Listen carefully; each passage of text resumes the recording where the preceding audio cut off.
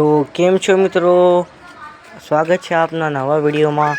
આજે દાંતીવાડા ડેમના પાણીની આવક અને સપાટીની વાત કરીએ તો મિત્રો, મોડી રાત્રે ખૂબ વધુ વરસાદ પડ્યા હોવાથી રાજસ્થાનમાં ઉપરલા વિસ્તારમાં ખૂબ વધુ નુકસાન થયું છે અને પાણીની આવકમાં પણ સવારે વધારો થઈને 30,000 ક્યુસેક સુધી 29,000 ક્યુસેક પાણીની આવક થઈ હતી।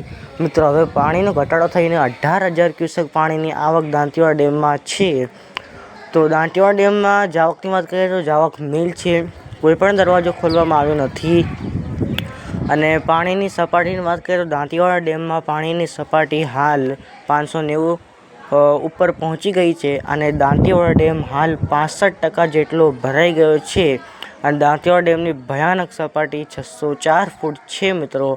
અને દાંતીવાડા ડેમમાંથી કોઈ પણ પાણી છોડવામાં આવ્યું નથી અને દાંતીવાડા ડેમમાં હજુ પાણીની આવક જોવા મળશે, કારણ કે હવામાનની આગાહી મુજબ વાવાઝોડું અને ખૂબ વધુ પવન ફૂંકાઈ રહ્યું છે મિત્રો। અને દાંતીવાડા ડેમમાં પાણીની આવક જોવા મળશે, કારણ કે હવામાનની આગાહી મુજબ વરસાદની ખૂબ વધુ શક્યતા છે। અતિથી અતિ ભારે વરસાદ